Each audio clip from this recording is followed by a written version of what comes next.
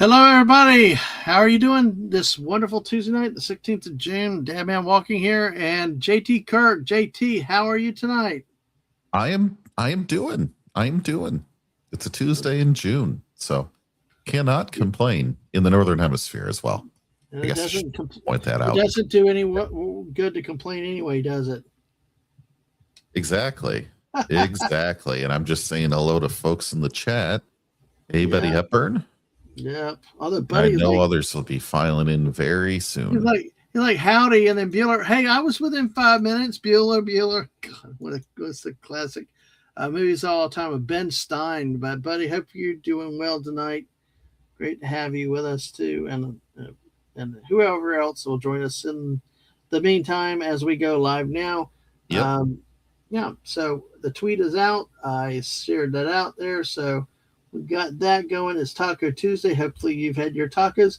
I know we had our tacos here. Ang and I had our tacos, and we are very satisfied after Oh, it. I didn't have tacos, but I had the chipotle. Does that count?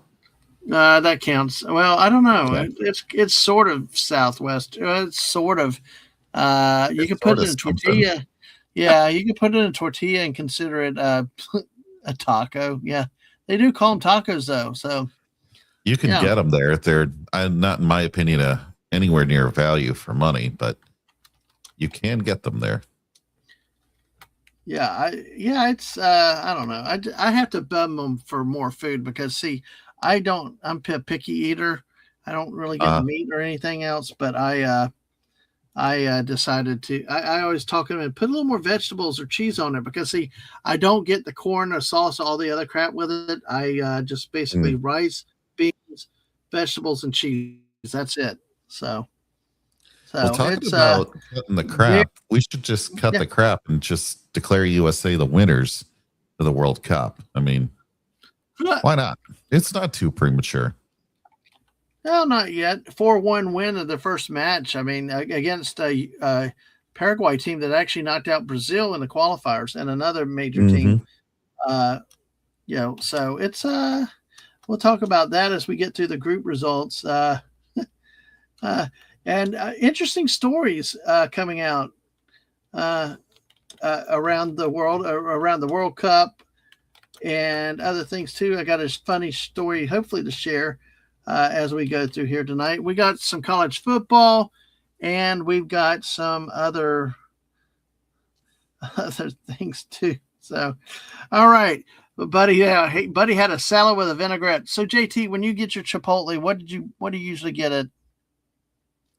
Oh, well, it depends if you're doing a bowl or you're doing a burrito. I mean, a lot of times I'll just do the bowl because the burrito adds like the shell adds like 400 calories or something nuts like that.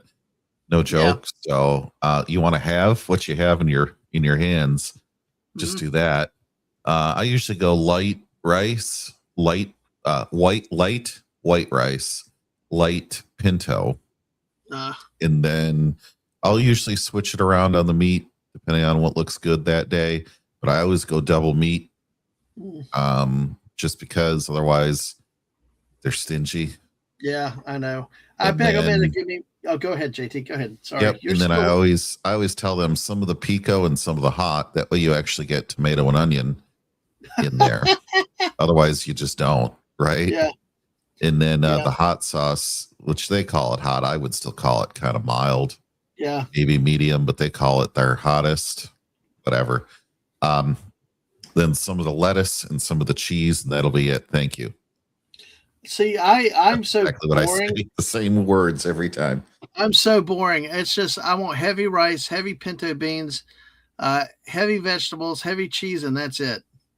They make their money off of me. That's why I have no problem asking them for more because uh, they Oh usually yeah, put some of beans all and the rice stuff in there. bowl. Yeah, exactly. Fallout Dave is here. Dave, how are you doing? Dave, how do you eat Chipotle? This is a guy that actually cooks. I know in an industrial kitchen. I'd like to put him on Hell's Kitchen and put Dave for an hour to test him to see what he'll come up with a kind of a great meal. I'm sure he would do it very There well. you go. But he hasn't been to Chipotle since the food poisoning incident last year. Uh, Uh-oh. Well, I just went back to our local Mexican place that we've gone to.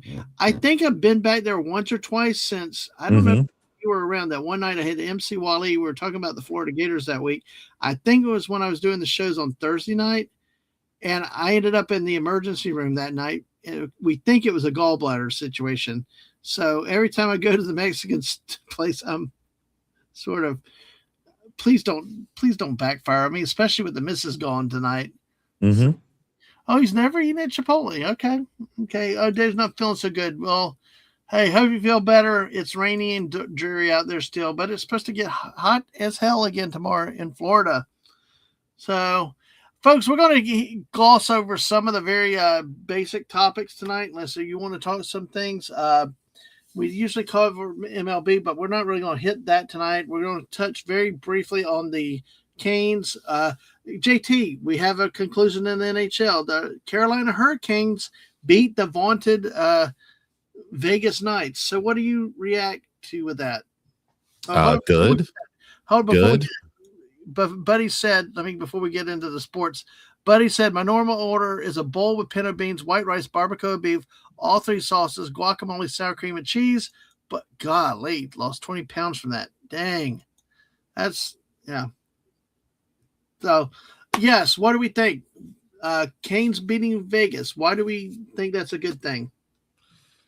Well, one, because it sticks in your craw either way. Yep. So how can that be a bad day? Just kidding. JT, the bug are coming. Oh yeah. No. While I don't think the Carolinas really have a valid claim to a hockey team, it sure is a better claim than Las Vegas. And they still screwed that up. They permanently screwed up the league. Yeah. By doing two things. One of them was the Knights, and the other one was the conference realignment.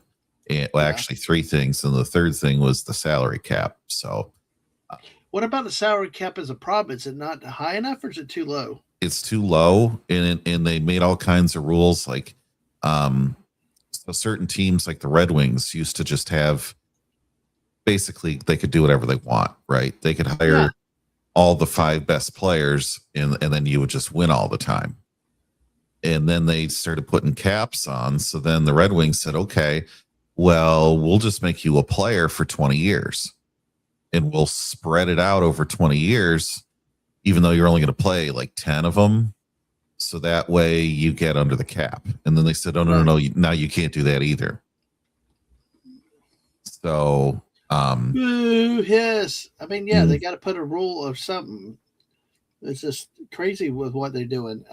Because all these teams in all these other markets where no one cares or doesn't even know that they have a team end up doing well, and then you get your not play fairs like Las Vegas. Yeah, always out there winning all the time. Or these teams out in California. Come on. Yeah. Well, Buddy said say no to Vegas. Yes, I think that's very common. But you know what's interesting, considering how they fired their coach with like 12 games left, and now they brought in John Tortorella, the guy that had spent many years at Tampa Bay. He's not returning to the team next year.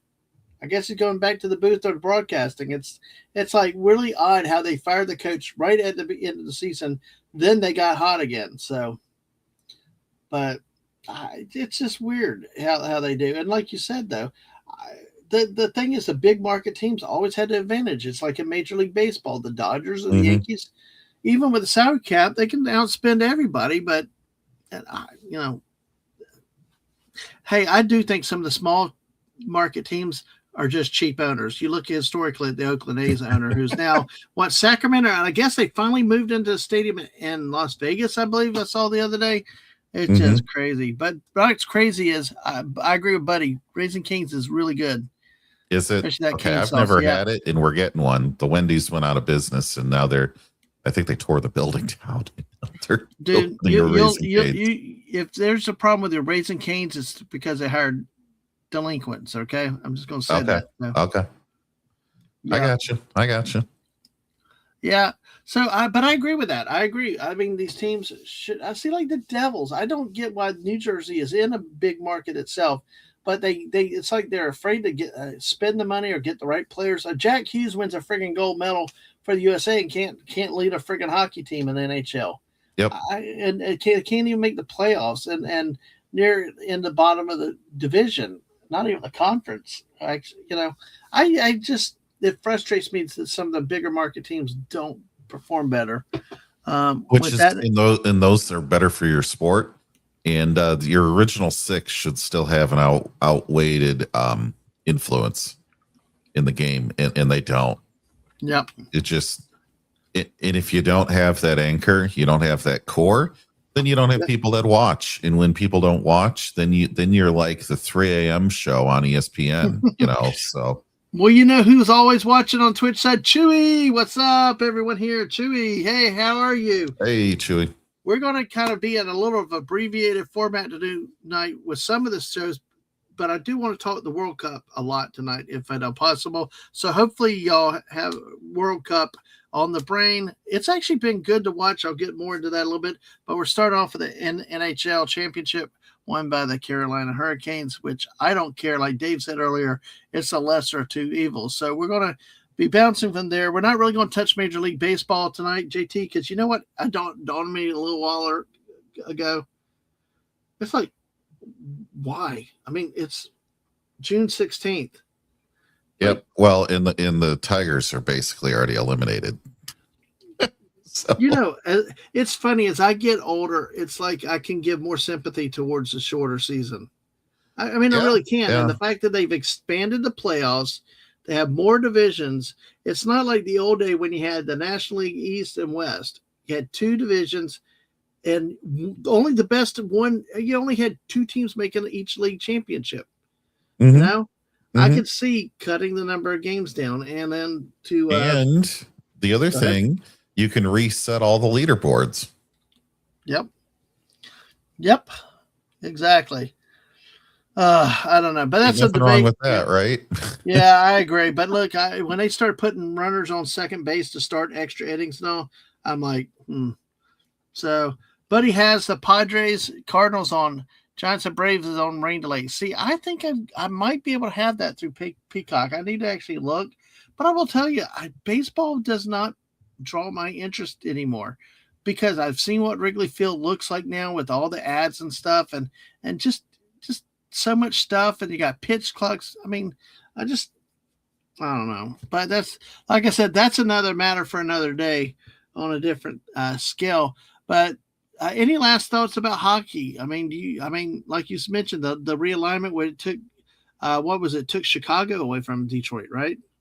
Yeah, we put Detroit in the East against a bunch of teams we haven't cared about in 40 years, and then broke up the Avalanche, the Blackhawks, the Stars, and well, really, the Red Wings have had periods where they're so good. It's like when the Yankees come to town, the Yankees are everyone's rival. That's how it was with the Red Wings, right? Right.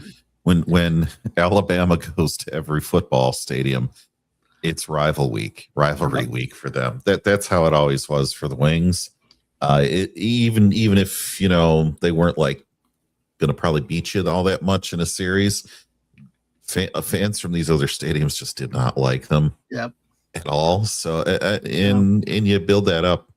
The only thing people they just look at these California teams, it's like, oh, come on, nobody out there cares.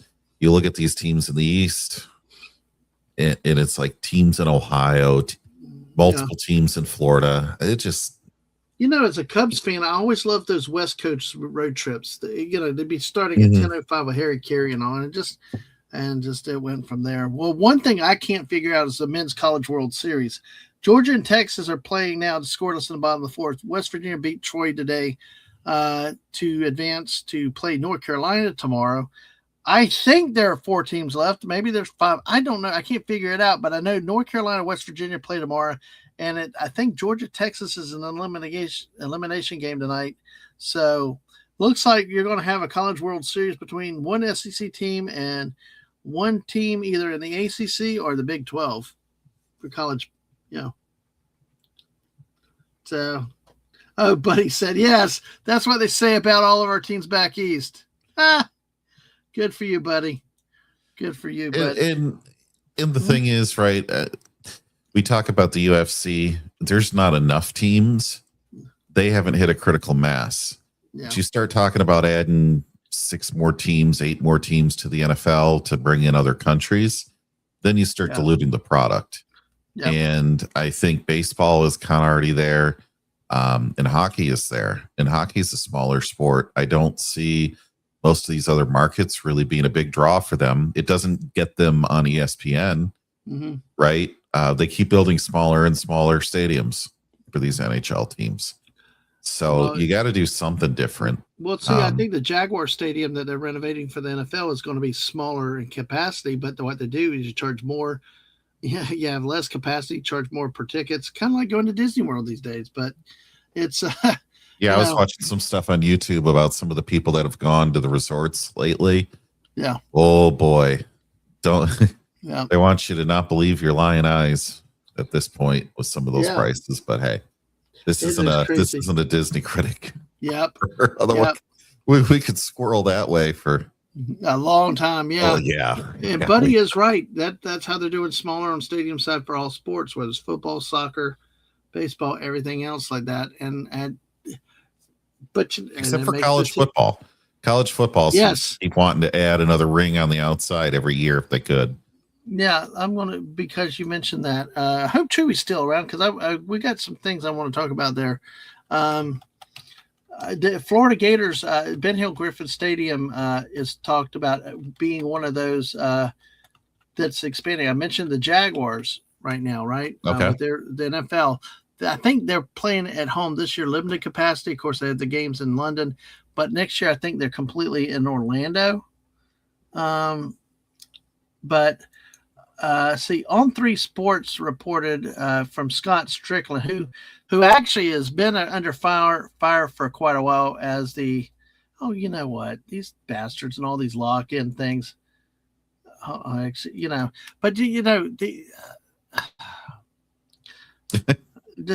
Scott Strickland had a lot of complaints about him. Sure. And especially holding on to Billy Napier for so long. That was one of the biggest criticisms he had. But now, apparently, because there were a lot of people that were complaining about this or that and all, but this would come out of Gainesville. I'm going to go to the USA Today. Hopefully they don't do the ad blocker thing. But Florida is to spend jaw-dropping figure on football stadium renovation. Okay, I got to continue the site. So what the article says that Florida has unveiled the most expensive renovation in college sports history. The school's projected investment for renovating Ben Hill Griffin Stadium is set at $1.45 billion. Wow. That announced in a message from Board of Trustees Chairman Maury Hosseini on June 11th. According to the projects, oh my God, now projects have official websites, JT. And see, folks, this is kind of how sports is more than just X and O's and on the field. And we will get a World Cup in a bit, but this is I got a few of these non-on-the-field articles I want to hit. Yes, according to the project's official website, since it's growing, like every movie has a website, quote, fans should experience a more comfortable, convenient, and enjoyable game day from arrival to departure. What are you going to do about parking down there? One of the worst places to be in for parking is in Gainesville, but I digress. Improvements are expected to include more accessible concessions, which their baseball field was just renovated. They built a new baseball stadium down there last season or the year before? Yeah. They're just now implementing the concession prices in Gainesville are hideous for baseball. Like over $20 or something for like chicken nuggets, chicken tenders, and fries and stuff. That's been well. It doesn't sound like a revenue generating sport then if they're charging that kind of money at the concessions. Well, improvements are expected to include more accessible concessions, improved restroom access, enhanced wayfinding. What? You mean the Gator fans are so dumb they get lost in their own stadium? Apparently. What is wayfinding? Okay, better traffic flow throughout the stadium, upgraded technology, which I do years ago when I was there. Maybe it's poorly signed. Oh God! Oh, God. Section 171 is up Yeah. this way, 172 is Yeah. that way, and Look. maybe there is some issue there. Yes, and Chewy, this is kind of what's going to be happening as we do this the next few weeks because we are really hitting the dry, boring part of the sports year. But yes, I look forward to having more of these. And if y'all have suggestions, please feel free to share them to me, DM them to me on Twitter, and I'll look into them. Or to JT. Ahoy, Depot. Yes, I am being critical of my own university. Hold your britches on that one there. Hold your britches. But additional gathering spaces. Okay, I'm going to go on a friggin' rant. I hate my minor league baseball park. I hate Thursdays because all the damn yuppies go down there, drink their alcohol on the concourse, and stand around like a bunch of idiots. We raised our kids to go to the game, watch the game, focus on the game. No play park, no crap like that. We're sitting here as a family. We're watching baseball. But these gathering spaces, I mean, they're encouraging people to just go and loiter. I mean, it pisses me off. Make people go and what? I hate it. I hate this loitering. It's like all these yuppies are destroying what made football great. And I'm going to rampage a little bit on the World Cup changes that happen. But it's like, stop this. They don't need to gather spaces. Get your ass to your seats or your suite and watch the damn game. Cheer on your team. But jeez, okay. But I will also tell you, University of Georgia sucks because my kid's a student up there. They quit going to the games because they kept overselling the student tickets that even their standing room only, they got kicked out of the stadium because they purposely oversold the tickets to everybody. Yes. Hey, Wes Cagle, good to see you. Yeah, Aggie. Yeah, go to hell, Texas A&M. Yes, Sashi. Yes, it's a rant that doesn't involve Darth Ball. And I want you around when we talk World Cup, okay? Because I got something on that. Greetings, Sashi. There's the rant. Thank you, buddy. It was funny, World Cup, by the way, Chewy, before please. I forget. Yeah. Before I forget, Dadman, I did have my coworker that lives out in Kansasville out there. And he said, yeah, I was driving by Arrowhead today and I saw they were getting ready for the World Cup game. And he said, when are you guys having a game in Detroit? I said, Detroit, sir, the closest game is in Toronto. He's like, what? I'm like, yeah, no game in Detroit. They're not going to, no game in Chicago, no game in Indianapolis, no game in Columbus, no game in Cleveland, no game in Pittsburgh. No. Of course they're going to avoid Ohio, Michigan, and Indiana. At least Chicago. Come on. But the crime, I'm telling you, the crime, I'm sure that they looked at crime and other issues, though. I mean, not that LA's great, but you can at least put them on the suburbs of LA and stuff. They put them in freaking New Jersey. Come on. Wes Cagle's told me all kinds of stories. Oh, God. Yeah. Hey, Sashi said, as Asian, we do not claim Nina Lynn. Okay. I have no clue with that one. Kremlin, hello. How are you doing tonight? Good to see you. Good to see you. As we continue the article, this is what also freaks the hell out of me. Do you know what university is now building an $862 million stadium for its football program? I give up. Northwestern University. Well, they have money. They have money. They're a private university. They are actually a private university. They're like the Vandy of the Big Ten. When I read that the other day, I like freaked out. Like how they suck at football. They don't even throw the football down. Yeah, they beat Michigan State. Well, again, like you said. Well, guess what? Penn State is renovating Beaver Stadium for $700 million. So, yeah. Oh, my God. Here's the thing is, the initial proposal for the University of Florida Stadium back in 2018 was listed at $400 million. But rising costs, coupled with the university's efforts to maintain the stadium's historical aspects, raised the total price.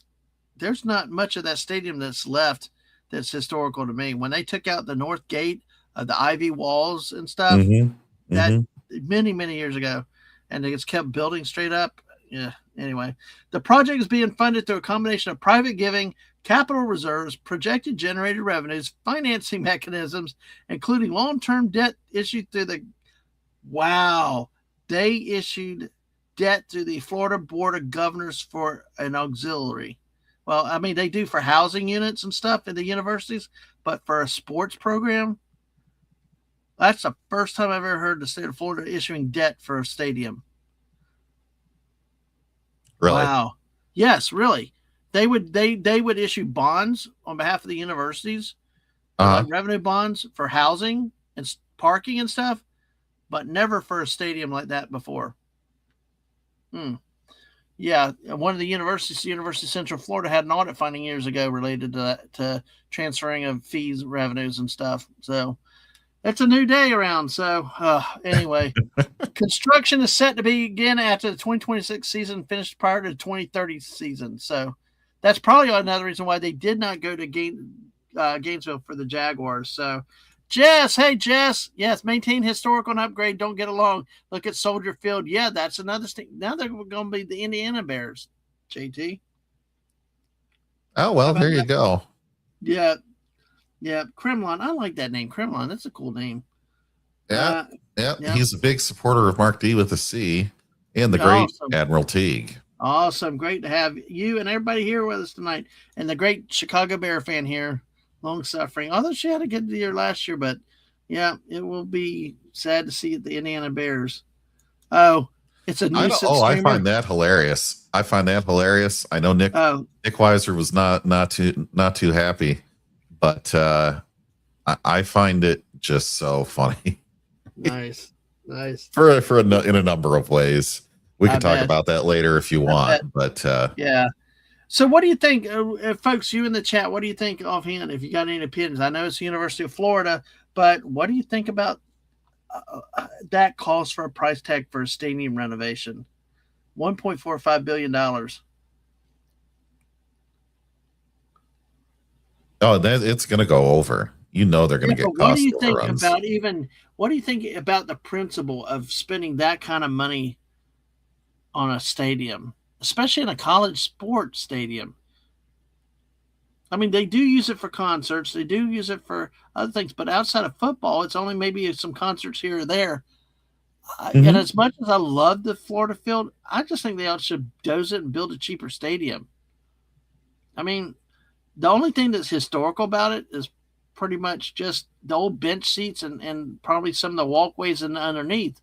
Like I said, when they did the renovations back in the 80s and they took out that, they used to have it where you were like street level in the north end zone and there were vine covered brick walls with iron gates and you just walked down into that north end zone. Once they took that away and they started building higher and higher and all, to me, it's lost its identity. It's just any other stadium, really. So, but what would you think if they took Michigan State Spartan Stadium? And I mean, would you say it's better to renovate because of tradition, or just start over, nuke it and start over? Well,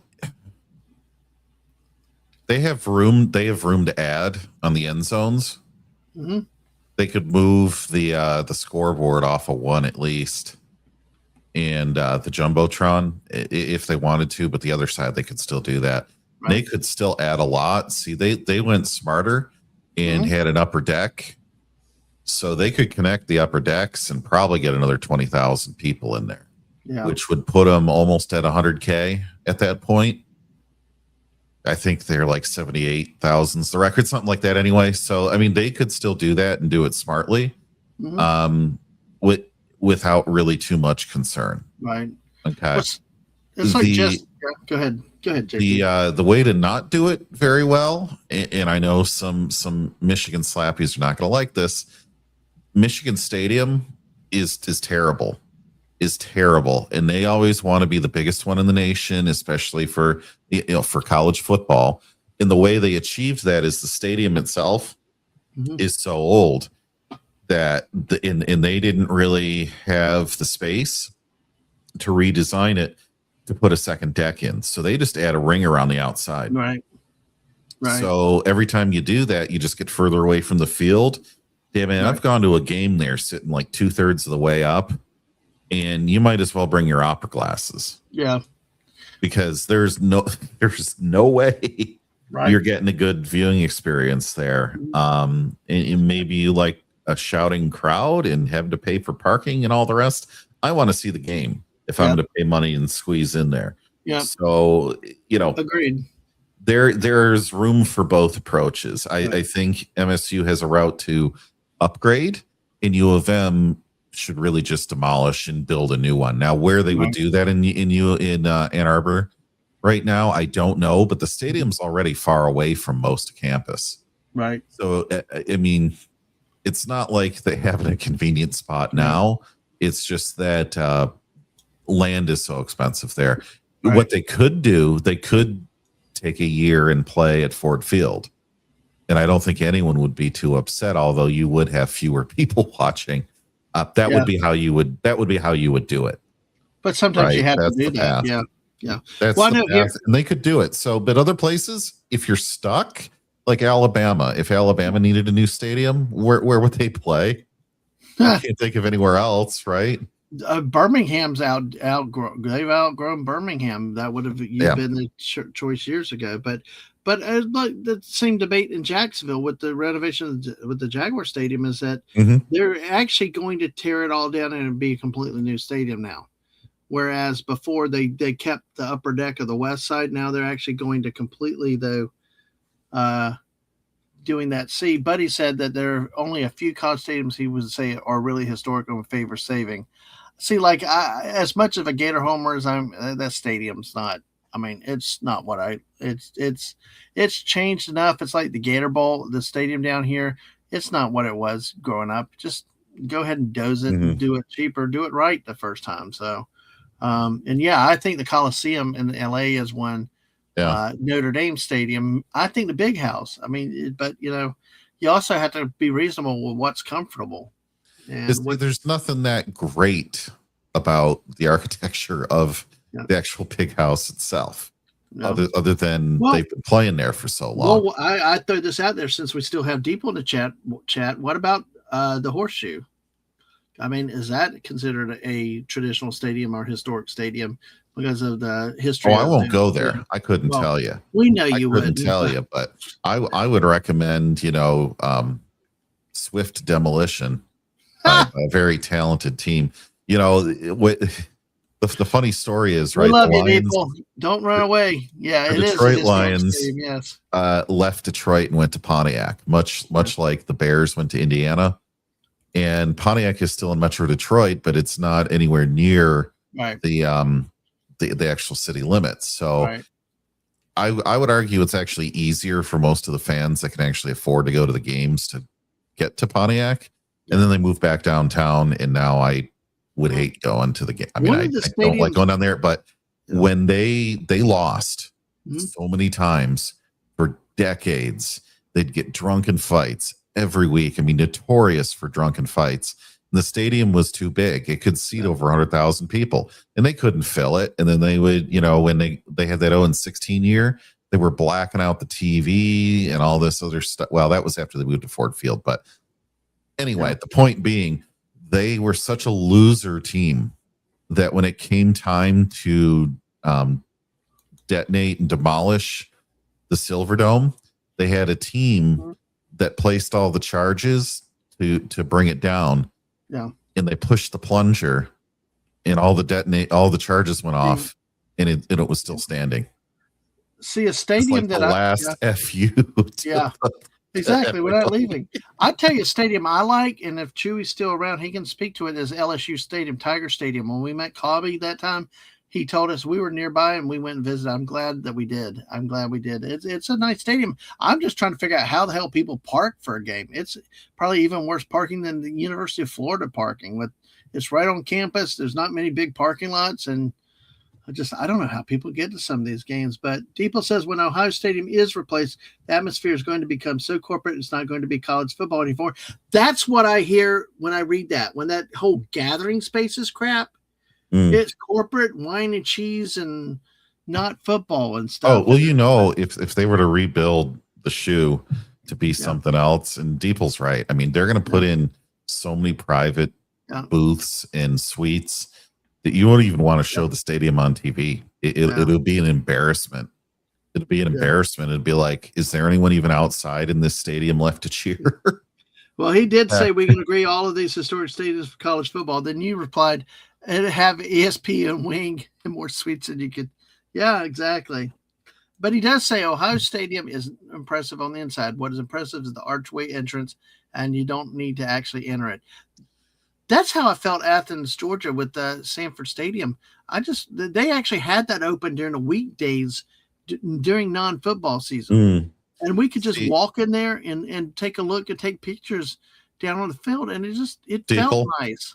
Deeple, if you want a roof, I'm okay with the roof. Okay. But here's what's going to happen. All right. You put up the roof, you're going to get like the Cotton Bowl or the Sugar Bowl, one of these playoff games, BCS Bowl, whatever, to move to Columbus. Okay. Oh, yeah. and then the rule is going to be, well, we got the game, but we never said that we were going to close the roof during the game. So then the Big Ten team is going to win because it's going to be like 20 degrees outside, and the SEC team is just going to crumble. Yep. See, that's the way I would play it. Or you could be like Jerry Jones, build a stadium where your receivers can't even see the ball because of the sun coming through because you had to have glass. Yeah, exactly. Yeah. Deeple said, can you imagine an OSU Michigan game in a stadium with the roof? I can't. And Wes is saying it's damn accounts going to the games that's causing the uppity BS. I agree. We got 14 people watching us right now, and we will get to the Olympics soon, I promise. But 14 of y'all watching, make sure you hit the like, subscribe here on the YouTube side. And good evening, Mr. Angel. How are you? Good midnight to you. Well, actually, it's 3 a.m. for you, sir. Great to see you. How are you doing tonight or this morning? I'm ready for breakfast. Are you? So, yeah, it is a sacrilege. Now, I'm glad Mr. Angel's here. Chewy, I will come back to this because I do want to talk about a number of things in the World Cup. We're going to spend some time on that tonight and over the next few weeks. But one last American football story I want to get to. This has been a breaking issue for a few weeks. Texas Tech quarterback Brendan Sorsby plans to declare for NFL supplemental draft amid the NCAA legal battle. What he's been accused of are that some sources have said it's been proved was that at another school he actually did I say Olympics? I thought I meant World Cup, but anyway, you know what I mean. But yes, we can talk Olympics. And we can talk a long way off, but we can talk it. We can talk accountants too. Hey, hey, you're a hobbit. You get fourth breakfast, remember? But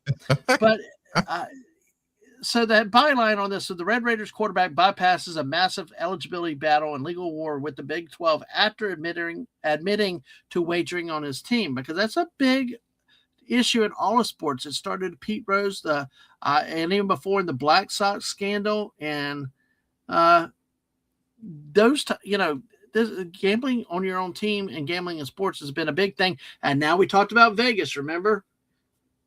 At one time, colleges and everybody avoided Vegas. Now everybody's brought in gambling with it. Of course, you get the little supplemental gambling addiction helpline things.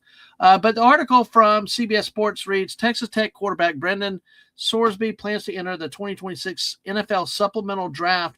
Sources confirmed to CBS Sports. The expected decision ends a firestorm over his eligibility. He plans to withdraw his lawsuit against the NCAA on Tuesday, according to the NFL Network. With his temporary injunction no longer valid, he would formally become ineligible again, which makes him eligible to enter the supplemental draft. Folks, the NFL has an original April draft, and then they have a later supplemental draft. Generally, nobody selects a player in that because it costs them other draft picks and other futures,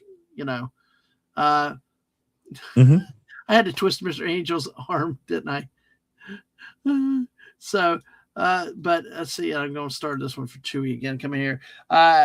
He says, I am grateful for the support from my family, my tech coaching staff, teammates, the community, and so many others who have encouraged me to address and learn more about this important issue, being gambling. He said in a statement, quote, as my journey continues, I remain fully committed to and focused on being the best I can be, both on and off the field.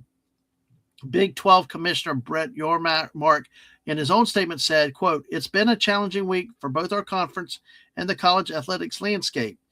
The Big 12 looks forward to moving ahead as 16 strong. We wish Brendan Sorsby success in his future endeavors, end quote. Sorsby had until June 22nd to declare for the NFL supplemental draft, which played into his decision to leave Texas Tech. The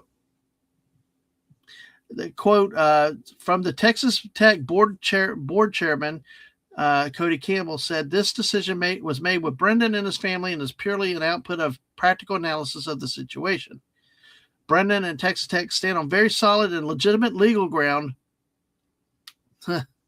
But he faces a June 22nd deadline to be eligible in NFL supplemental draft, and there's no practical way to resolve all the various pending legal disputes to ensure his eligibility prior to this date.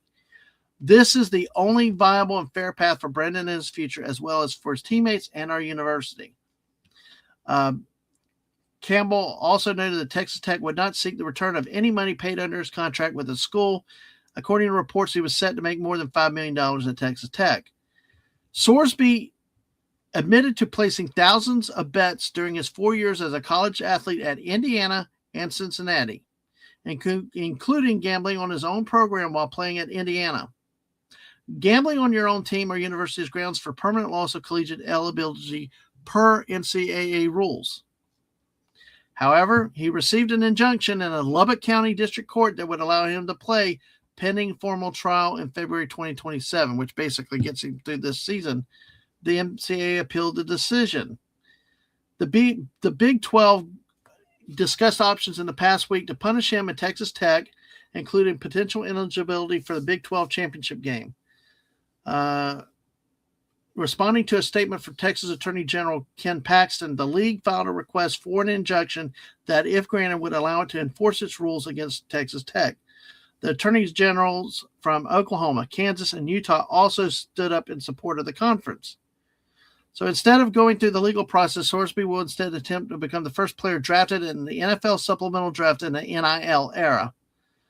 Texas Tech will return to quarterback Will Hammond, who missed the spring after recovering from a torn ACL in October. Basically, the article continues going on about the backlash. Well, what was happening, I'll just kind of summarize it here, is that a lot of teams around the country, this became in the SEC, all kind of different conferences. Everybody was talking about moving. There was a move to boycott Texas Tech from playing them in football or in many other sports because of this gambling. And JT, you know how big of a role gambling has been in the rule, especially college sports, yep. But professional sports, and especially when it's been proven you bet on your own team. We have a Hall of Famer, Pete Rose, that will never be in the Hall of Fame unless something happens. You know, and yet Texas Tech says, well, we're going the good legal ground. Where's your moral ground, though? I mean, do you see any way that gambling in sports, and especially on your team, could ever be accepted and permitted, especially in college? At least in this case, he has a chance to get fixed, repair himself, and have a pro career. But in the college level, there can't be any room for this, do you think? Oh, geez. I don't think, well, if, here's the problem, right? I don't necessarily, and everybody is welcome to disagree with me or agree. You know, this is not a hill I'm going to really die on, but from a ethical standpoint, betting in your own game, no, you can't do that, right? Yeah. Betting on a game that is in the other in another conference, like say you play for Ohio State and you're watching Florida State and Clemson, okay, and you want to put $50 on Clemson. Do I really care? No, I don't. No, I don't. Inside your own conference, yeah, it gets a little murkier. Mm-hmm. Right? You have inside knowledge of some kind. Is it too much inside knowledge? Can you bet for a school that you played at last year but don't this year? Questions I don't really know the answer to. I would tend to want to be more permissive, even though I don't personally ever gamble. I did, I've Right. taken And too many actually, stats classes in my life. I did and actually we one. discourage gambling on this channel too. Yes, Yeah. yes, we do. I think everything that Dadman and I might disagree on, that's one thing we agree on. You're a numbers guy, Dadman, right? And I know behind the scenes you're the numbers guy, and I've taken a lot of statistics, and I can tell you they're never in your favor. And so yeah. So if you got caught betting on your own game, I would say stiff penalties. Yeah. You bet on any of the other games? Do I really care? I mean, do I think it's a good idea? No, but do I think it's unethical? I don't. So what I'm wondering is, where are you getting the money, and are you taking it from your own paycheck? And are you gambling with all the money that you won the day before or the week before? Yeah. And that's what I'd have a real problem with, because I already think these players are probably getting taken by agents and bad deals and all the rest. I know what it's like to be 18 and 19. We were that age once. Everybody here was that age once. I just, but saying there's too much money flowing around on it. Well, if it's not your game, why does it matter? And I'd be interested in hearing why it would matter for it to be something you can't permit. So. Right. No, I understand. It gets into judgment and people's personal decisions, but you see a lot of people before have been banned for even less, or just even the appearance, of betting on other things, any games. And that's probably why it's zero tolerance, because once you start to where do you stop it? And then of course the natural thing is, I'll bet here or there on my own team. So I see Wade. Hey, Wade, good to see you tonight. I'll get down to your comments in the second, but I want to hit this from Chewy. Sorsby, now he's going to be heading to the supplemental draft. But the bigger issue, and I agree with Chewy here, the bigger issue is, why can judges come from the blue and block what the NCAA says? The whole saga tells me the NCAA reason number one, whatever as a whole, they have no power, hence why they need government help. Exactly. And I've heard many analysts, many commentators, many YouTube hosts say that it's the antitrust. Every time the NCAA gets taken to court, they lose based on they don't have the antitrust protection.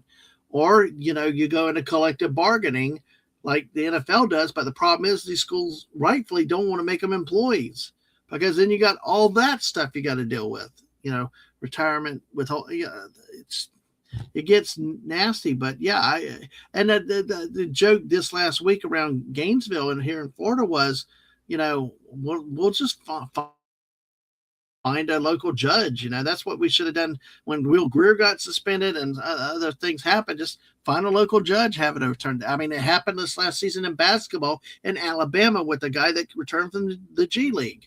They found a local judge, and then that's all. But that's the problem. Is like Chewy said, though, the NCAA is truly powerless without additional congressional action or collective bargaining. So I see Deeple. This is why do they have a supplemental drive? I agree, because all it does is cost you an extra pick for the next year. Yeah.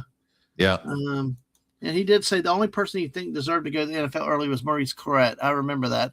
He's running back, and they could only get one contract, basically. Yeah.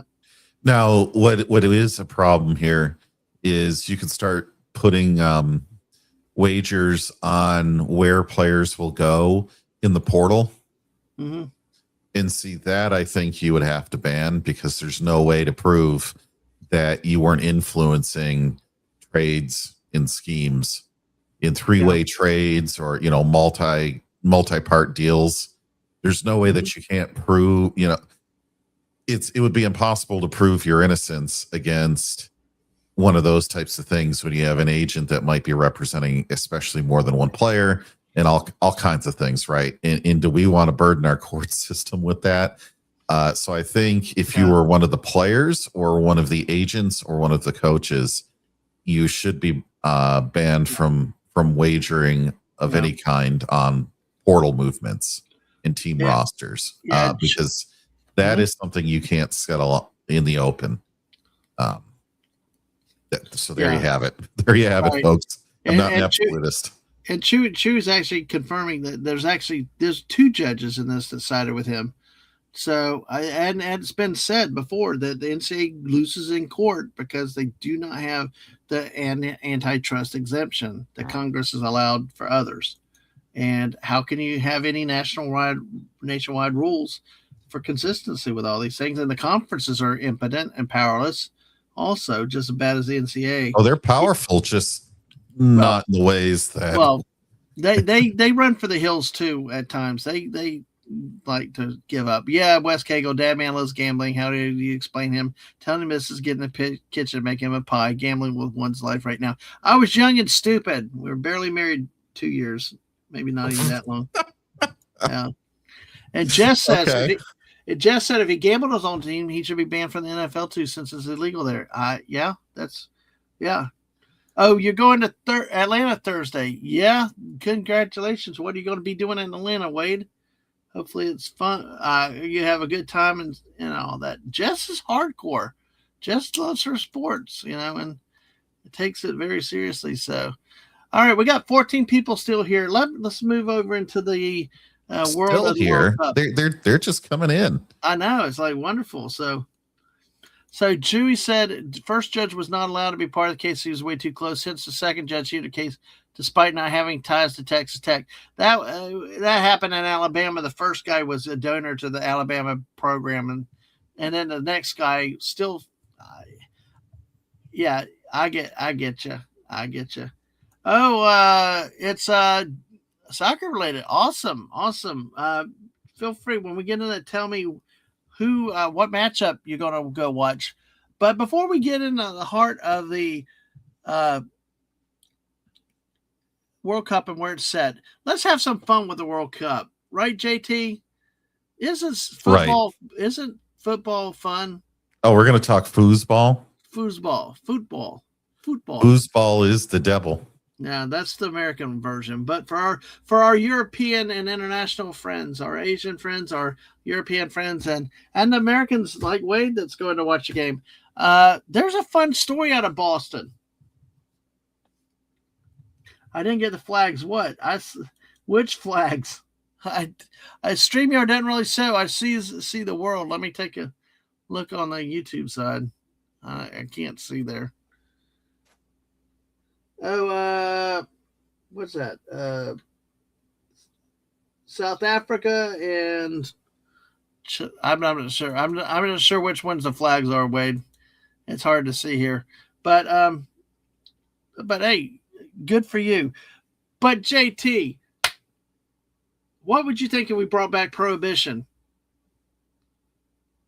What if we brought back prohibition? Yeah.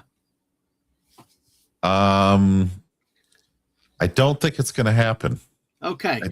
It'd be like you declaring prohibition is like when Michael Scott declared bankruptcy by shouting it at the top of his lungs. I think that's about as far as it's going to go. Well, this story coming out of Boston. Scotland is one of the teams up in the playing out of Boston. Boston25news.com. I had to actually verify. I had to actually go to a credible news source, if any are credible, but because I could not believe it. Okay. Headline: Boston bars, and Depot talked about this earlier. Boston bars running out of beers as Scotland fans swarm downtown for World Cup. Yep, Depot mentioned it. Wade's mentioning it. Yeah. Oh man. So it's like, what the heck? I mean, how can one city run out of beer, especially one like Boston? I don't know. Well, let's investigate. I don't know. Don't they make Sam Adams there? I thought they. My brother-in-law used to work for Sam Adams. Oh, it's South Africa and Chechnya. not Chechnya, Czech. I cannot get over Czech Yugoslavia Republic. not being around, Or but still Czechia. it's Czechoslovakia to me. I'm still stuck in the 80s. It's okay. So are certain Eastern European leaders. It works. Well, I tell you, I'm still stuck. It's crazy. I did watch the Czech Republic play their first game, so that was cool. Out of Boston, with 3 days left until Scotland's next matchup, and more World Cup fans flying into Boston, city bars say they're quickly running out of beer. Hundreds of Scottish fans and others were spotted downtown Tuesday at local restaurants and packed pubs. Quote, "We went to Cheers Bar yesterday for 2 pints and we stayed for 20, said one Scotsman. Another joke, "We needed reassurances from the mayor of Boston that there will be sufficient alcohol." Oh, boy. Meanwhile, businesses like Hennessy's have had thousands of customers spike their sales over the last week. Their COO, Noelle Summers, said they ran out of lager and ale Sunday. "We do see a lot of the same faces," she said. "They know our names now. We have had to up our orders, our deliveries." Up the road at the Dubliner, manager Brian McDonald said they've been slammed from open to close this week. "It's just so hard to predict," he said. "It's definitely a lot busier than we ever anticipated. We kind of prepared for St. Patrick's Day level, but this blew it out of the water." He told Boston 25 that they've gone through roughly 100 kegs of Guinness and 80 kegs of Tennent's, which holds at least 16,000 pints. Yeah, I believe it. I mean, I believe it. You get enough people showing up, that divides out pretty quickly. And I mean, Wes Kegel's out there too, right? So you got to subtract. I don't know. Wes Kegel, have you been helping them out? It's Scott. We got to know the answer to that. I saw another article where the Scots were like taking over Fenway Park with some chant or doing some of their stuff. It was really odd in an American baseball stadium. But he said there's recreation drinking and then there's Scottish drinking. And he said, his dad said, "You're not Scottish if you've never awoken face down on the pavement, Nate." Jeez. Well, I sent that news article to our friend Anna. I sent that news article to our friend Anna to get her opinion on it later, because it's like anything in the UK, the Scots, you gotta. But both bars claimed they've seen 3 times the beer consumptions this week compared to St. Patrick's Day weekend in Boston.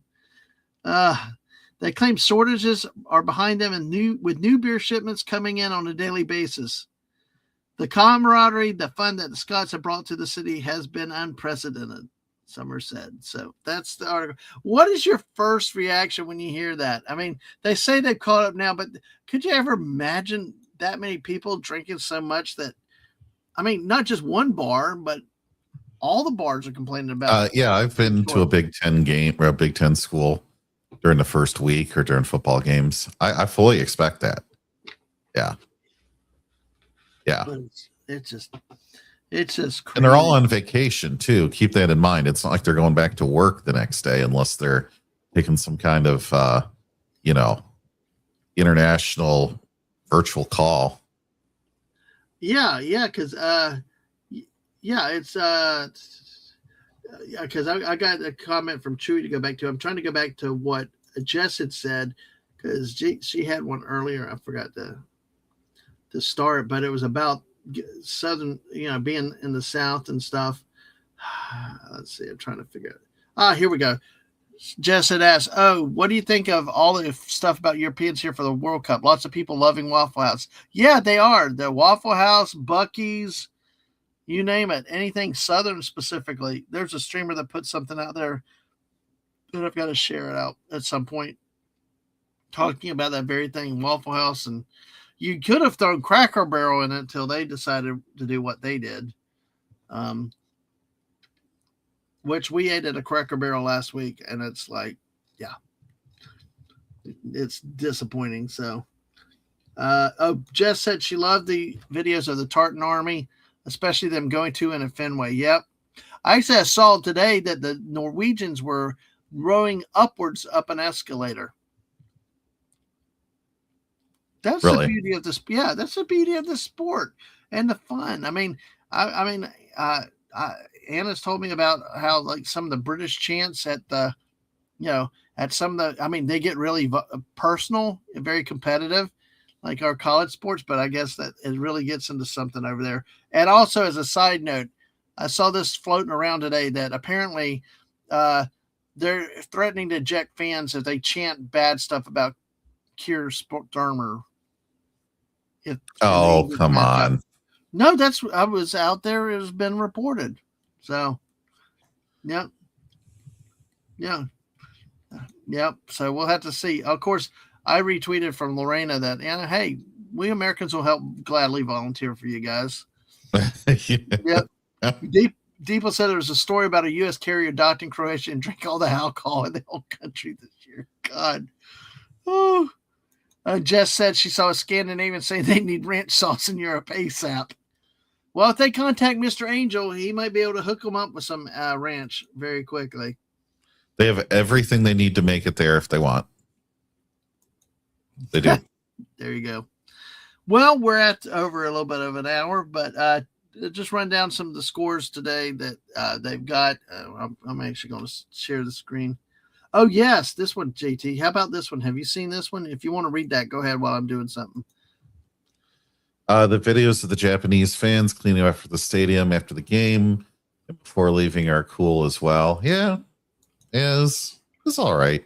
And they do it all the time, though. That's what they're known for. Yeah, So. I don't know. I just don't find it particularly like, oh my gosh, that's just me. U.S. England. Yeah, I don't think U.S. England play on July 4th because I think U.S. is not in that group. Although this Friday at 3 o'clock Eastern, the U.S. plays Australia. So that's going to be fun. I'm planning on watching that game, hopefully. So if I got to ditch out of work a little bit earlier. Hey, the U.S. won 4-1. So, American soccer is on fire. May not ever be this hot again. So. Taking a look at today's action, guys. We actually current game underway. Argentina, Algeria. Actually, there's a brawl of fans in New York Times Square today. This game being played in Kansas City at Arrowhead Stadium. Argentina has an early 1-0 lead at the half. Earlier action, France crushes Senegal 3-1, and then Norway crushes Iraq 4-1. So it's pretty one-sided affair in most of these things. So, not in group stage. That would be after. Yeah, probably if they get beyond the group stage. But, I see. Yeah, if they advance in the brackets, yeah, that would be kind of cool, wouldn't it? If somehow if the U.S. and England face each other on July 4th. I would pay for that. JT, what do you think about England and the U.S. if it happened to work out on July 4th? That would be interesting. I don't know if it's likely to happen, but that would be cool. Yeah, it's going to be interesting to see. Australia is good too because they had a first round upset, too. So this is going to be a heck of a match between the two teams on Friday. So we'll take a look at current standings of everything here so far. Let me go ahead and let me increase the size here a little bit here. All right, in Group A, Mexico, South Korea, Czechia, and South Africa. Mexico and South Korea both lead. They both won their games over their opponents within the group. South Korea looked pretty good in their win over Czechia. So that was really interesting. And South Africa looked like they didn't even belong against Mexico. So. Group B, Switzerland and Canada, Qatar, Bosnia, Herzegovina, they all tied. They all had a draw, which is significant in this case. Qatar hit a goal scored a goal against Switzerland in extra time in the second half and got a draw against Switzerland.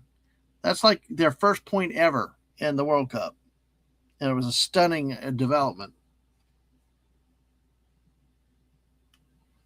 Yeah. So if you're a fan of any of these teams, this group is going to be like, Who the heck wants to win a game? We've got Group C with Scotland, the aforementioned beer drinkers of Boston. Uh, so actually lead this one. Morocco and Brazil are tied based on a draw, and Haiti is trailing in that group. As they go into the next round. Group D, the U.S. and Australia, Turkey and Paraguay. Now the U.S. beat Paraguay, which was considered an upset because Paraguay eliminated Brazil and one of the other great South American teams to qualify for the World Cup. And this U.S. team, dude, 4 goals in one game, JT. I don't think I've ever seen a U.S. men's team score that many goals in a game. Oh, they've certainly done that before, but on this big of a stage. Yeah, it's been so long. It's been longer than I can remember. That's for sure. Yeah. I will say, give the U.S. women's team credit because they actually win.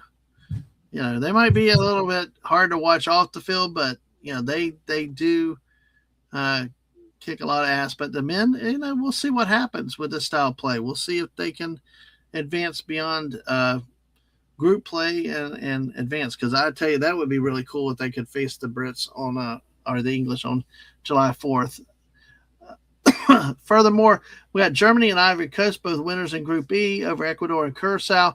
Curacao lost 7-1 to Germany, but what was significant? They tied up the Germans at 1-1, and the internet melted down. Yeah, Curacao. Well, because games can end that way, right? Yeah, they're one of these sports that's just not as good because you can end it in a tie all the time. Yeah. Well, you know what it reminded me of? How many times have we watched college basketball or college football, and you just see your team struggling with it at the beginning. They're kind of walking through the motions. Then when all of a sudden they get hit in the face, it's like they get pissed off and they put the hammer down. Like sometimes in football, you get that it's 17-10 at halftime, and you should be beating the team by 40 points. That's what this one was, because it went from 1-1 to a 7-1 final with the Germans winning. Ecuador losing to Ivory Coast was a little bit of a surprise. So will be interesting to see how this group plays out. Group F, Sweden, Japan, Netherlands, Tunisia. Now, if Mr. Angel's here, I can't remember if Mr. Angel's Netherlands or Belgium, but I thought. See, I always get confused. Netherlands. I'm pretty sure he was Netherlands. Why do I always want to make the Netherlands and Belgium the same thing?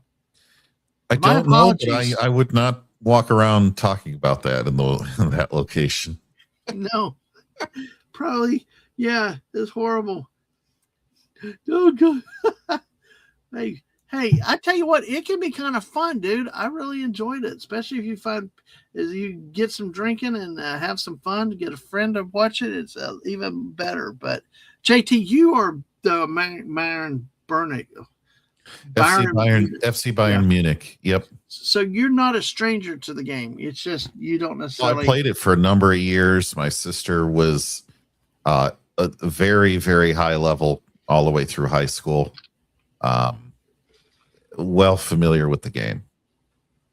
However, the complicated ass schedules that these teams play, especially in Europe and other places, and the fact they move around different leagues and things like that, that can be tricky and a hindrance to navigate for an American because you're not used to it, right? Like you're used to teams staying in these fixed divisions and you play X number of games a year in your conference, and maybe if you're lucky you do out of conference play in things like that every so often for a novelty, but you have like this set number of games. You're not playing a game this week for your regular league, then another game the next week for some type of tournament qualifier later.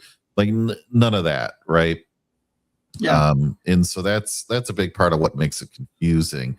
But on a game level, there are far fewer rules than something like football. Yeah. Real it's football. Easier to officiate. Yeah. But I tell you what, you touched on something that brought to my mind. I was watching that South Korea Czechia game with Anna, and she brought that up about how the European leagues are all these players on the different teams. And some of these countries, these players don't play it together. You know, some of the teams, like you watch Koreans, they look like they play together. They had chemistry. But if you looked at Czechia, it's like they were like on different pages. They're not like they're not used to Mhm. working together because and that's the thing is some of these teams play together and others they just get all stars from around the country. And some of them don't even live in the country. They're just that nationality and they come and play for them. And, we've seen that with all star teams. Like, I mean, don't always work out the best if you don't have that chemistry in the game. Yeah, but I don't think there's one country in the world for soccer ever Yeah. where it's like the US in basketball, where you just pick like 5 NBA players and you can just win. Yeah. It's not quite like that. Yeah. Buddy said the 4 goals were the most ever for a U.S. men's national team. The women team scored 13 against Thailand in 2019 for their most. Wow. Yeah, Deeple said depending on the year, Belgium and Netherlands were one country, or at least under one political entity, like when the region was ruled by Spain and known as the Spanish lowlands. Okay. I get the two confused, so it's crazy. A few more groups. We got New Zealand, Iran. As Wade mentioned, Iran got a draw. Another group where everybody tied. I was shocked that New Zealand tied Iran. This was just amazing. I am not surprised by Belgium and Egypt, two pretty good teams there tying at one. It's an underwhelming group. Yeah, it's the second group. Mr. Angel here.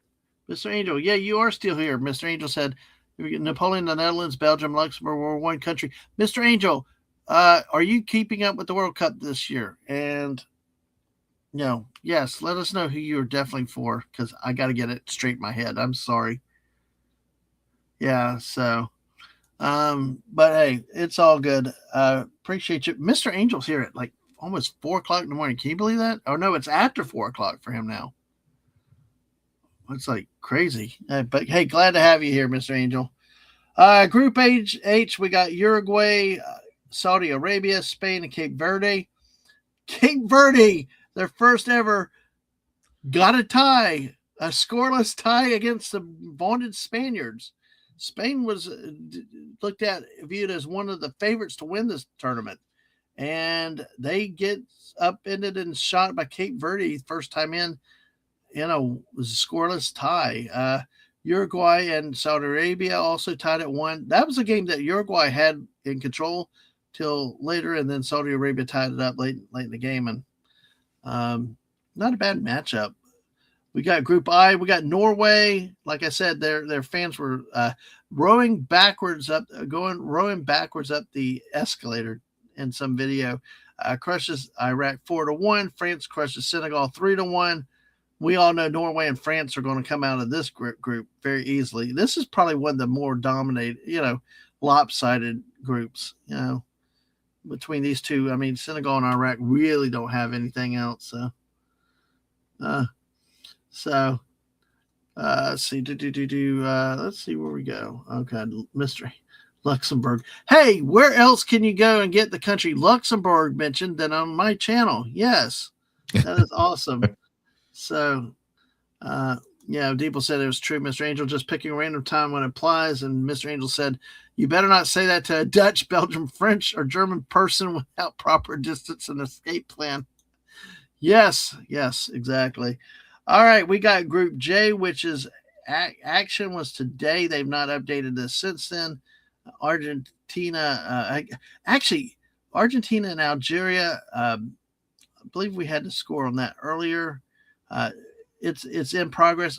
Argentina leads 1-0 currently in that game. And Austria and Jordan. You know when they play? When? Tonight at midnight East Coast time.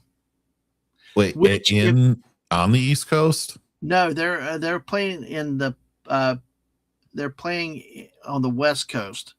But they have a midnight East Coast kickoff, which, if you're in England, means your game. If you had Austria, it probably it would be at 4 a.m. Yeah, exactly. Because East Coast is GMT -4, right? So then you add another 3 hours to that, so it'd be -7.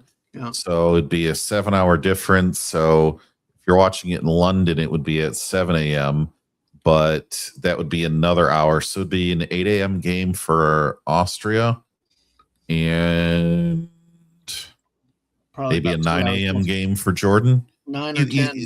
There's really not a good argument for any of the time zones. Look, putting it at that time, other than maybe they got it on TV. Well, this year, though, it's good for us because, I hate the 3 o'clock kickoffs because most other years I could not watch games because so few were at night, And I hate watching replays. So, Jeff, hey, Jeff, how are you tonight? Good to see you. Buddy Hepburn says it's on FS1, so most people can't watch it anyway, unless you have Peacock. And I got Peacock channel, but the thing is, it's all in Spanish. I tell you what, watching a Spanish broadcast of football is awesome. You will not get bored. And I mean that seriously. So, Jeff, good to see you again for sure. How are you doing? Yes, Cape Verde counts west. I don't care. They tied the Spaniards. That's big. I love upsets. Mr. Angel said the Wallonian people will even deny they speak French. They speak Wallon. The only thing the French agree on with them is you don't speak French. Yeah. Yeah, I agree. Worcester, Leicester. Yeah, I know. Exactly. Oh, my gosh. You guys are funny. Now we're on the foreign languages. Hey, and it's not me butchering the foreign languages tonight. Well, you keep talking about French, Mr. Angel. Dadman might break into his beautiful, beautiful French accent. Parlez-vous français comme instead? I threw Spanish in there. I threw a little Spanish there for you. Been well, trying to get more productive this week. I get you.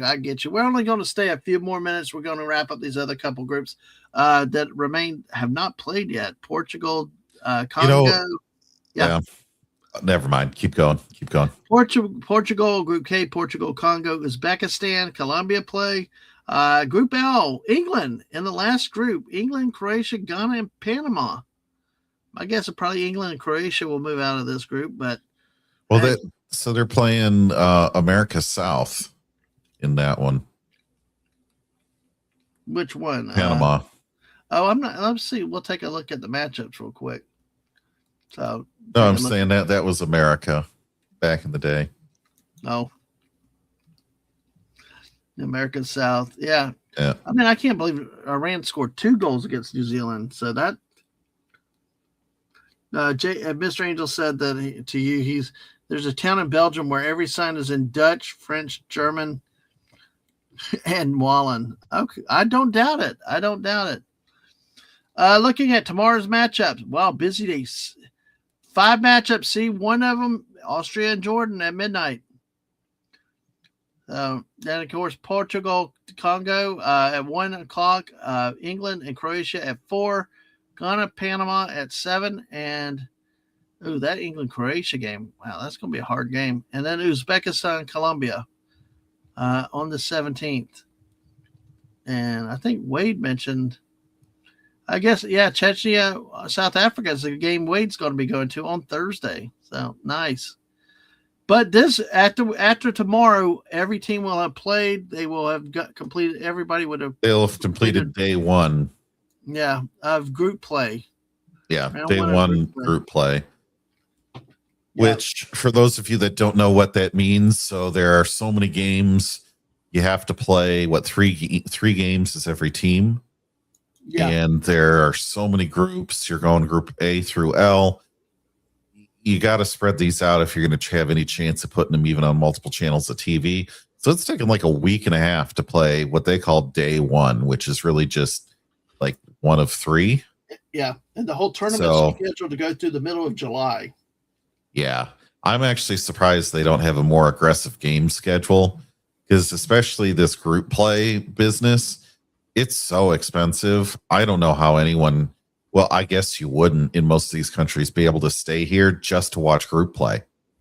Dude, I don't see how the Scots travel like that, come live in Boston. I mean, I know you get cheap enough flights. You get cheap enough flights. But it's the cost of staying in a city like Boston and the food and everything. Oh, I know. This is what I was ranting on earlier. You put a team in Chicago, Detroit, or Indianapolis. Indianapolis is a place where they always hold the Big Ten championship game.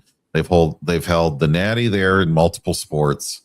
It's just maybe not the simplest to get to in terms of air travel, because I don't think Indy's a hub for anybody, but it's not impossible to get a hotel.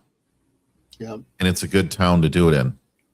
And they have great steakhouses there. Like the reasons to put some games there over shoving a million of them in a lot of these coastal cities. Yep. And Deeple, the euro is stronger compared to the dollar. Hey, just for grids, JT, can you do a quick search to figure out what a ticket price on one of the games in Boston?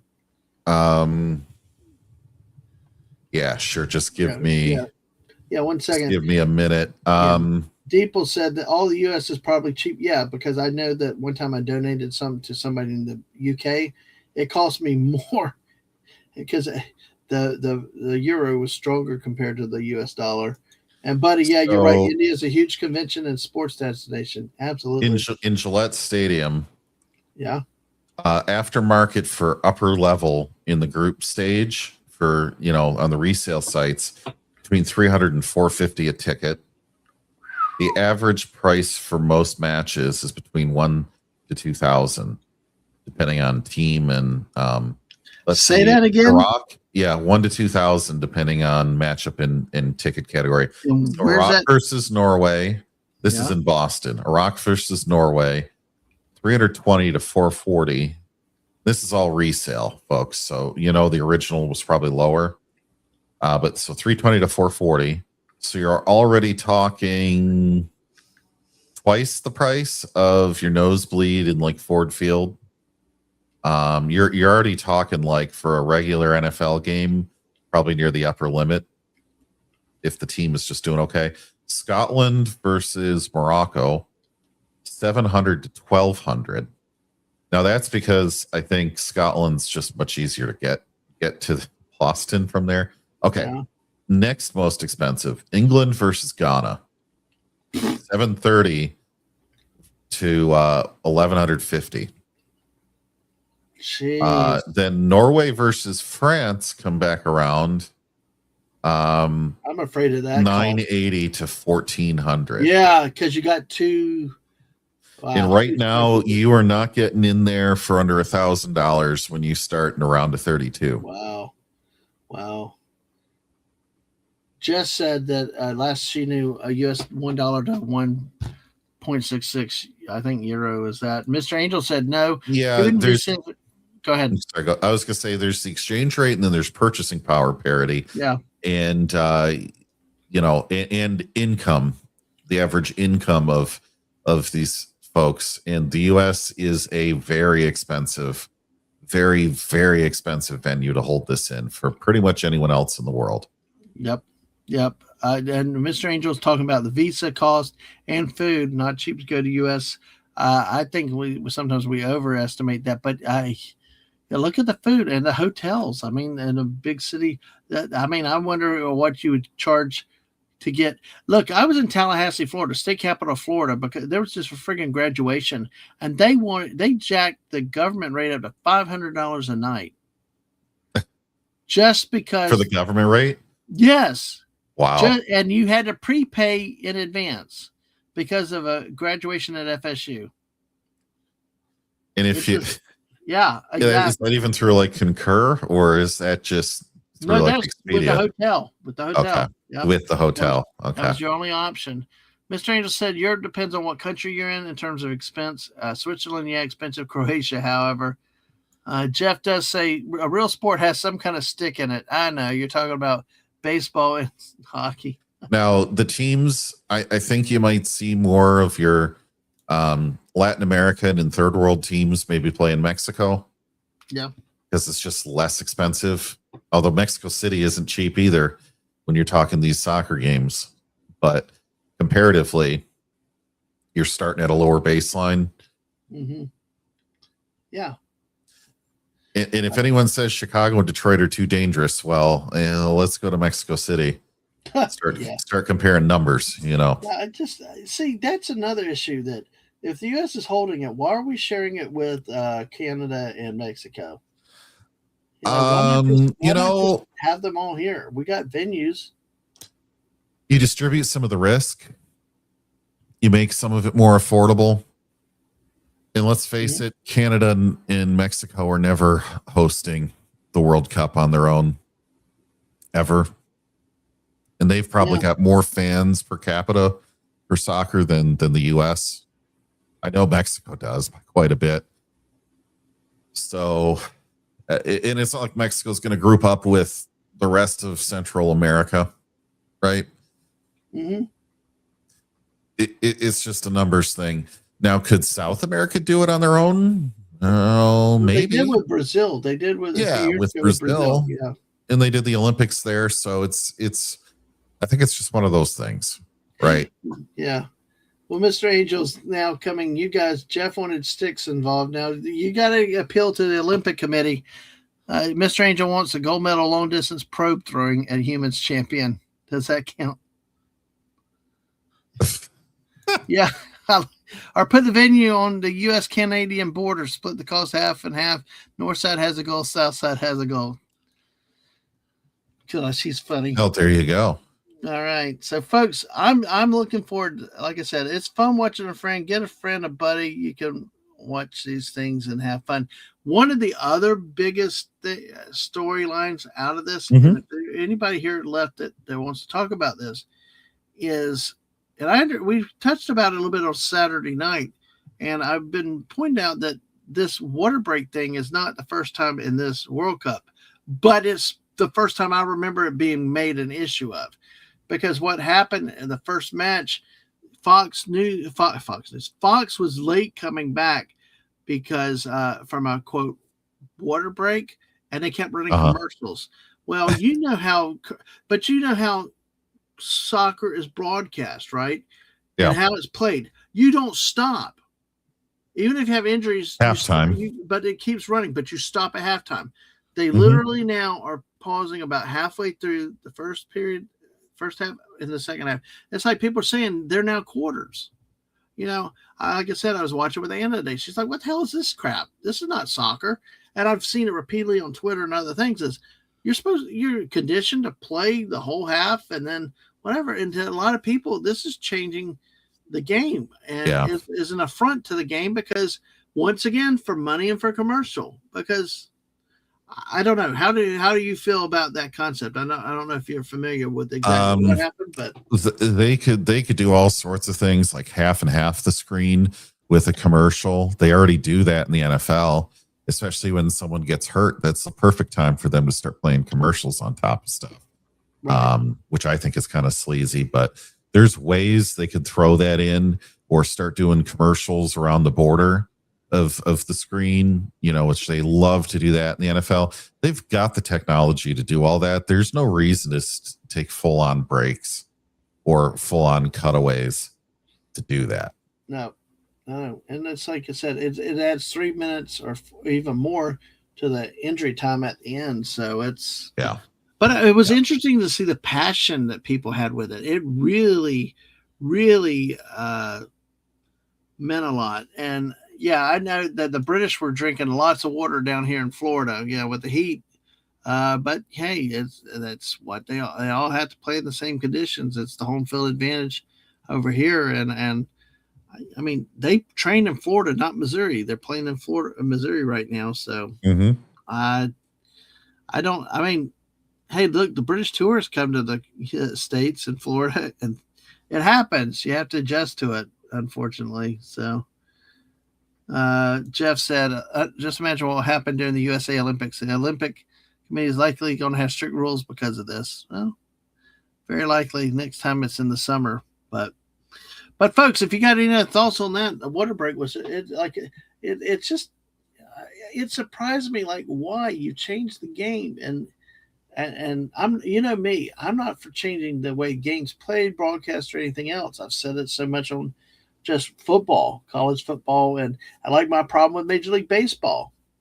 It's not when you affect the game and how it's played, it's a different game. So, Well, folks, if nobody, well, we'll talk about that a little bit more next week, probably. If anybody else has got any thoughts on it, let me double check though. Chewy actually had another comment earlier, and I unstarted. Great. Why do I do that sometimes, JT? I'm going to find Chewy's I comment. can't help you. Yeah, I can't help myself either. That's the problem. It's one thing, having others do it to you, but then when you forget to, here it is. Way, way, way back. Chewy said, as much as I want to enjoy the games for the World Cup, I, for one, cannot stand how petty FIFA is going to make sure to protect its sponsors. Seeing a video from Bodie Brazil on why FIFA goes through links to make it possible. Well,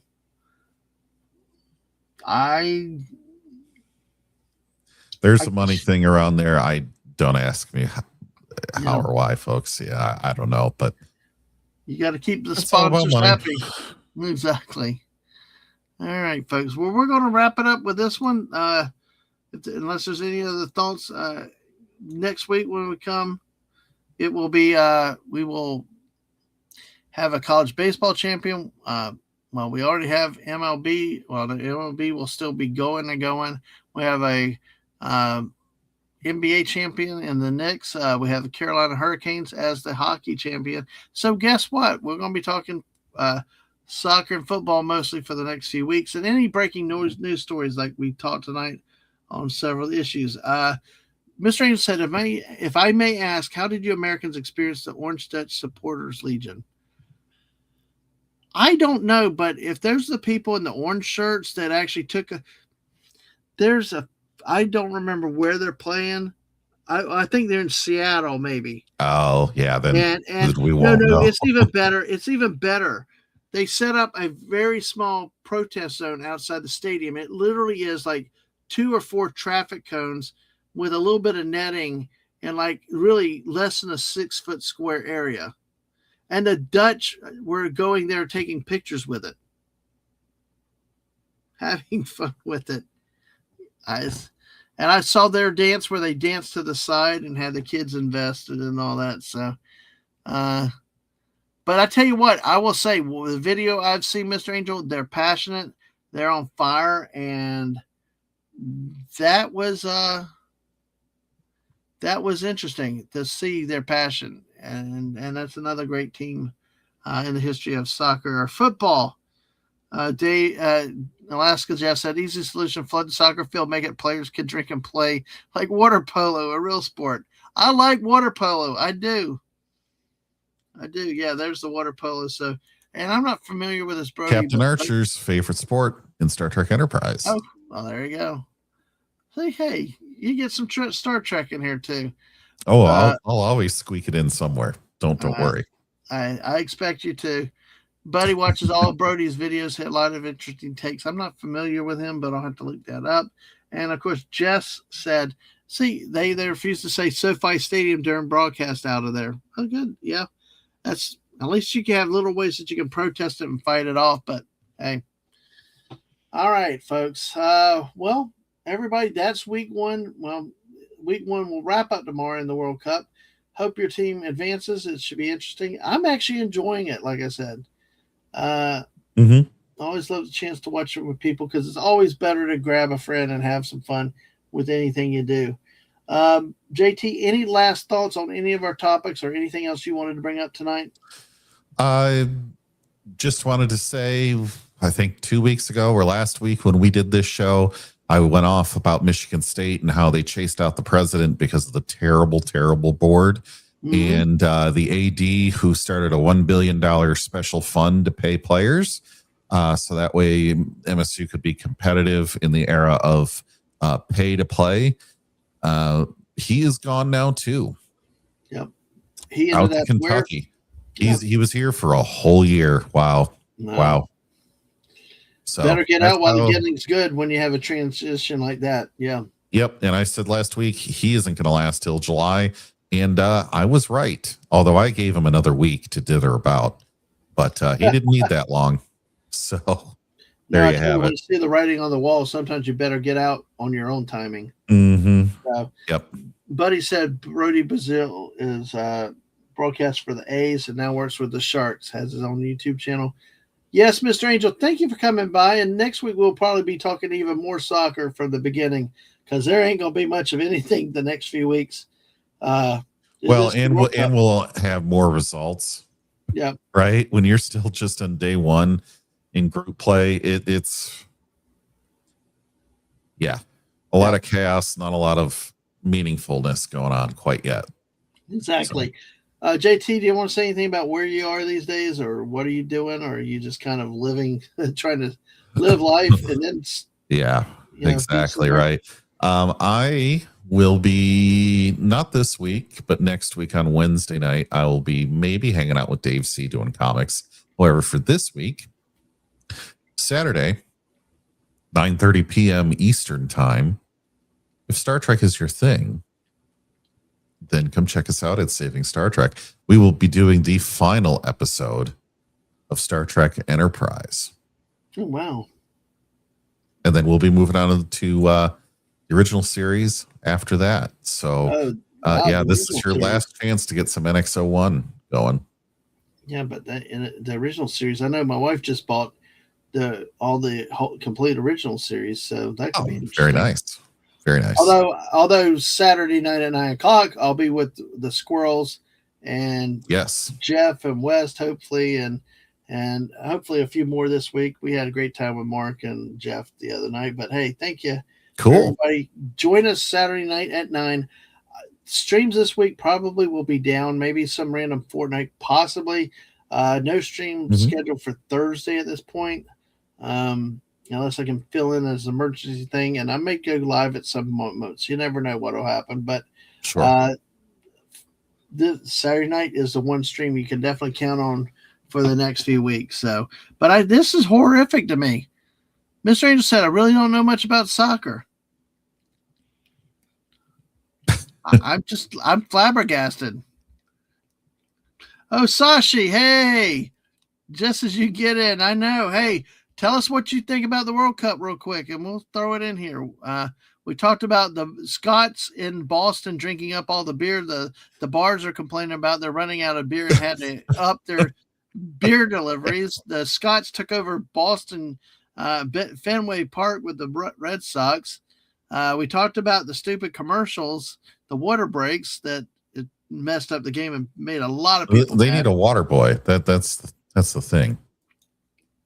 Yeah, it's just a sport. Just run off like a NASCAR pit stop. Just run off to the side, grab a cup of water, then run back on.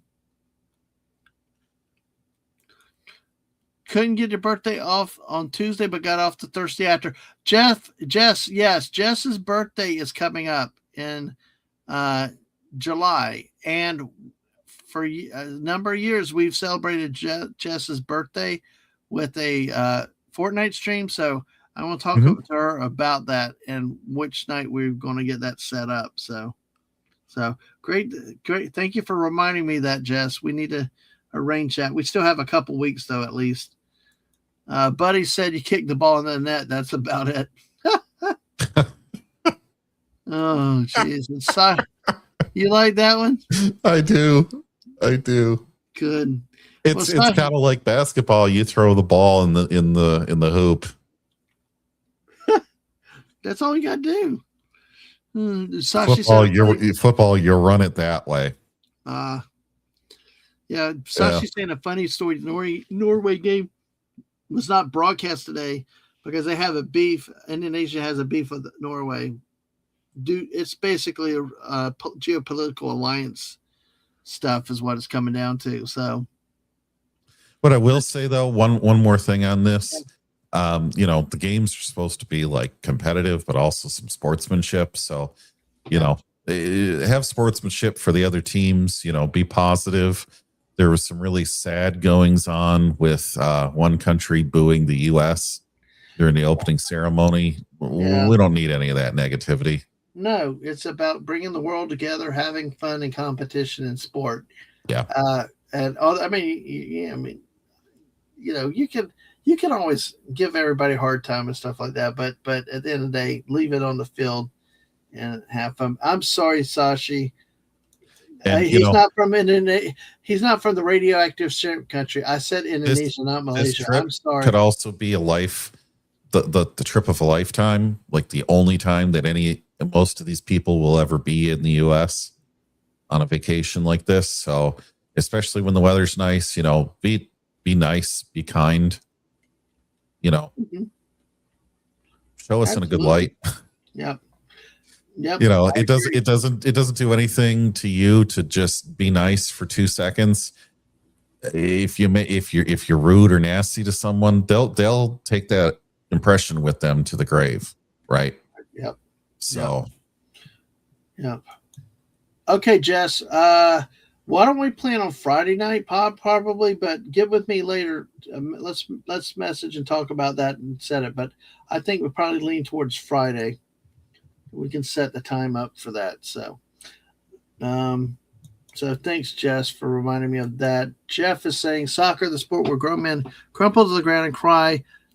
Oh, it's called simulation. Yes, I learned that.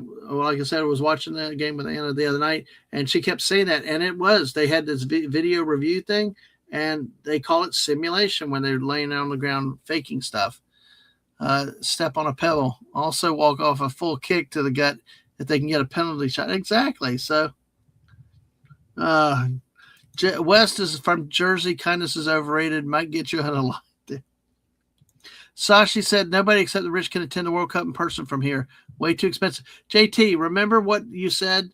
Sashi, you were gone, but was it England-Croatia match that runs, or was it France and somebody that runs from like $750 to like $1,300? There's some very expensive tickets. Yeah, we saw, depending on who the matchup is, we saw in group play tickets going from about $950 to $1,400 as the 25-75, the one standard deviation from the average. Yeah.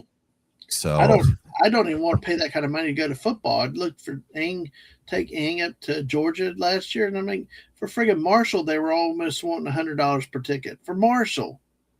Yeah, why would I pay that much to go see France play a game here when I could just go to France? Yeah, exactly, yeah. And you can see their underpants. But anyway, that's a different. You have to go see London, and then you have to go see France. JT, that's funny. Look, West, there's finally a winning team playing at MetLife Stadium. So, all right. That's for Admiral Teague as well, if he's out there. Oh, that's good. He won't disagree. Do you realize that we went from maybe making an hour, we made it almost an hour, 45 minutes? Yeah, that's how it goes. Exactly. But JT, thanks for your time tonight. Thank you for staying with even longer than we planned on. Thank you, folks, for your talk, your input. Come back prepared next week. We're going to spend more time on the World Cup. Bring your questions, thoughts, and see how everything else develops in the meantime. But on that note, everybody, yeah, Sashi is our resident Asian, says this. Besides, most Asians don't care if you're rude to them. I'm not looking at the France man's underpants, but sometimes that would be the Scot with that damn dress he's got. So, and here she is, Miss Mark Muses. Hello, Teresa. I hope you're doing well with your family tonight. And maybe next Tuesday we might be able to have her on if life allows for it. She's a great, she said she's a normie about the World Cup, but she's passionate about everything else. If you ever hear her talk about Lord of the Rings, she's passionate. And if you really get her passionate, you talk about Faramir. Yes. Oh, okay. Exactly. Yes. Oh, so yeah, you're watching. Yeah, I heard that Messi was scoring and he got the first goal tonight. So, but yeah, absolutely. Argentina. See that we talked about that also earlier, how some teams may work together if they play more cohesive. Because I like watching the Czech Republic the other night. They looked so disjointed and all, but the Koreans were smaller than them, but they were faster, but they passed the ball like crazy. And that's one of the things they said. But the U.S. team, the accuracy of the passing was just unheard of. So, Dadman, I'm gonna help you out here. Yeah, they changed it to Czechia because they were tired of everyone saying the Czech Republic. Okay. and everyone else, because no one else says, the France, the Germany. I got you. Yeah, So they didn't like exactly. the long names, so they Look, shortened it up. I am So, still Czechoslovakia, Yugoslavia, because I'm still stuck on my 80s maps. But well, he's I can understand. I yeah, know you're no fan of the communism. So, well, but it doesn't matter these days. As I get older, I love people for who they are, and if they're good to me, I'm good to them. And people are people. Like we said, the world comes together for this for the World Cup. And hey, like Ohio State, good time to see but you, like small town the republic. Ohio State, nobody likes that. Yeah, oh, I know. The United States of America. See, this is why I hope to have you on next Tuesday night because we did touch on that a little bit.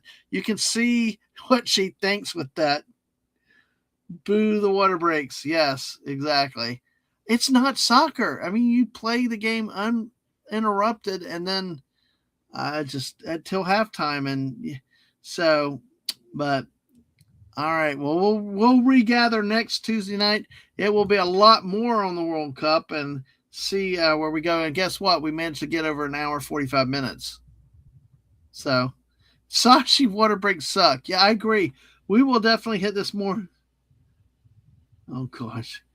Yeah, Jeff. Oh gosh. How about some snow? We import snow from Alaska. How about that? Yep. So, Yep. ooh, I I like don't need this. to import any of that. Yeah. Oh no. Did you see last week that they had snow like a blizzard up at Yellowstone? Oh, I believe it. We got that weather pattern here over the weekend. It went from 90 in the afternoon one day to 64 in the afternoon the Dude, next. So, folks on the non freedom units, that's about 34 down to like 26, something like that. Big change. It was 3 years ago this month, earlier in the month, that we were up in Yellowstone. I Mhm. never even conceived of the potential of having snow like that up there. Me, Floridian, driving on that stuff was going to be crazy. So it was something. But yeah, Teresa said it's about commercial, money ruins everything. We talked about that with stadium financing and definitely the World Cup. And like I said, we do have to get out of here tonight. Yes, Otherwise, we sir. could go 3 hours. But Jeff got frostbite. He was on the Arctic Ocean, though. Hey, at least you can see the sun again. Before long, you won't have the sun. But everybody, thank you so much for being here tonight. I will be back. We'll be back in some form next Tuesday to talk World Cup and a lot more other stuff. If news breaks, we don't fix it. We just read it off the wire copy. On that night, everybody, have a great night tonight, and we will catch you next time. Bye, everybody.